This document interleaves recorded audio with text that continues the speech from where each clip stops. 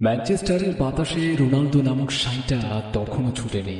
Old ট্রাফোর্ডেও আসেনি ইংরেজ বানে বিস্ময় বনে আসা পর্তুগিজ আর্টিস্ট সান্তো অ্যান্টোনিওর পর্বতের মতো এক দশকেরও বেশি সময় ধরে সফলতার শিখরে থাকা মাদেইরার সেই ছোট্ট রোনালদো আধারে ডুবে থাকা বনানী কিংবা বিশাল অরণ্যের মাঝে উকি দেওয়া সূর্যে অন্তর্গত আলো অন্ধকারে অভাবের কাছে পাশ না পাওয়া ডেডিকেশনের প্রচণ্ড বিশ্বাসের তীব্র জেদের বিন্দুগুলো তখনও ছড়িয়ে ছিটিয়ে।